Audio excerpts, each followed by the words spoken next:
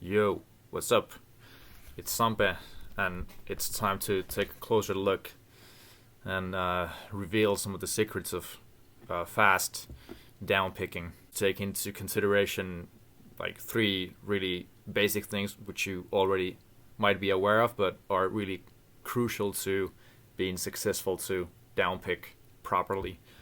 So first, you need to have strings that are thick enough.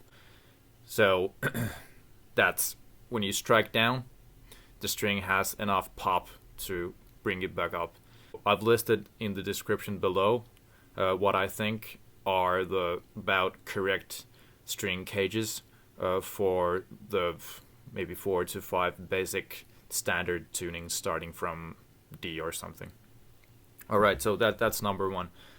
The second thing is that you need to have an amp that's able to keep up, or the amp's low end is able to keep up with your downpicking or your playing in general. So we have the basic EVH 51503 amps, and that's a pretty good example of an amp that can handle relatively fast downpicking quite well, even if there's a lot of gain involved.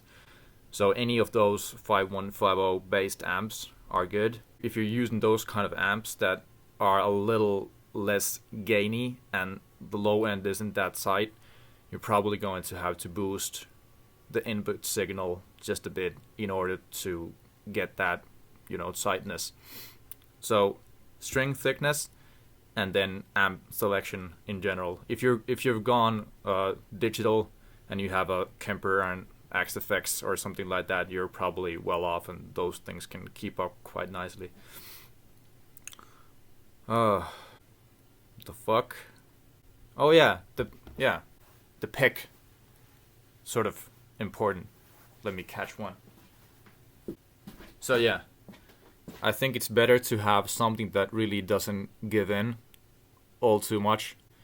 I think this is a lot better for like clean playing and sweep picking in general. And I think you're gonna get a better tone. And you also get a better sensation of how the string responds. Specifically for down picking, it's essential that sort of the pick doesn't slack behind. So yeah, 3 basic things. String thickness, check out the description. Amp selection, and then last but not least, pick selection.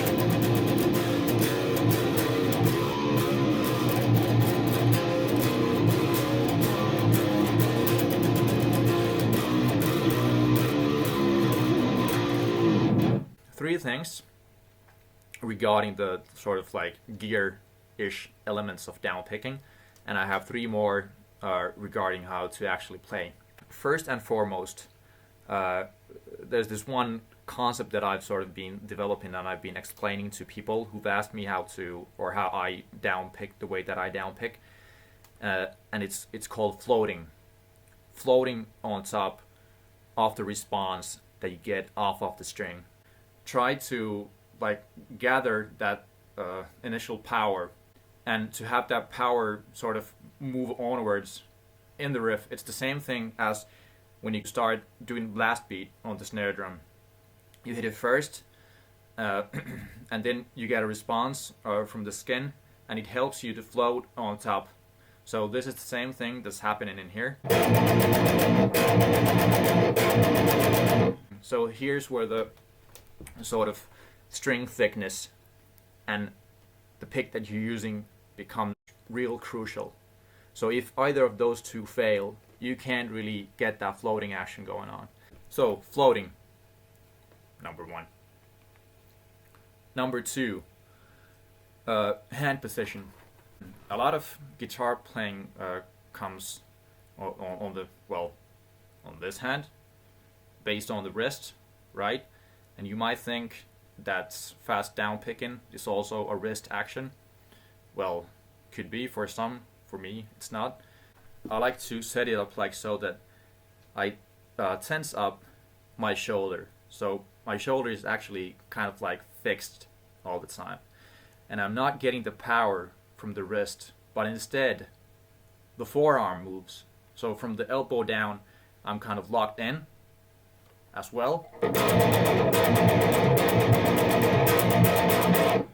You'll see here that at first strike, my wrist is in it, but then I start floating.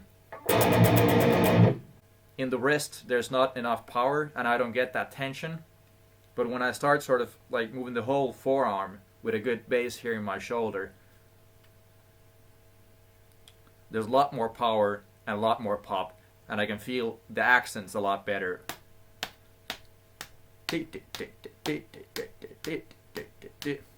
Yeah, so that's too. I claim that if you reach certain tempo, you'll have to incorporate your forearm and gotta get some power, some tension, good support from the shoulder, and actually include your whole arm in the process. Number 3 is, let me give you an example.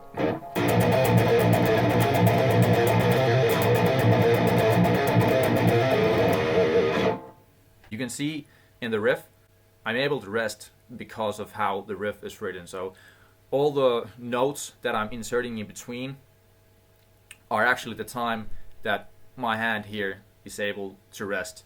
It might seem like something that's really like too simple even to explain. But the thing is that if your riffs are like,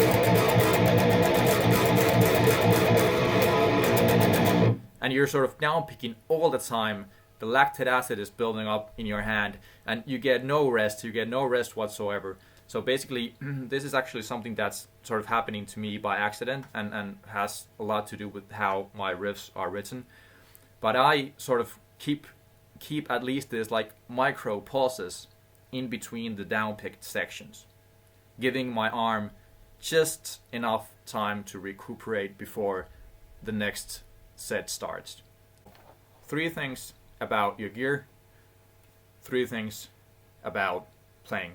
And one other like key thing that just occurred to me is that when you play in the studio and you're playing like sitting up, sitting down, like I am right now, so and your hand is like pretty much in this sort of like, it's pretty angled up in a way, and at least my hand, it gets tired when I play like this. It's easier to like do this shit when you like sitting down, but in terms of down picking, this is actually a lot better.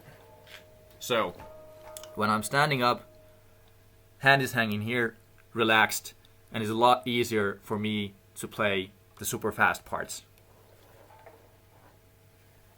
I feel a lot better already. So, long story short, those are my key ingredients to being able to downpick fast. See you later, guys.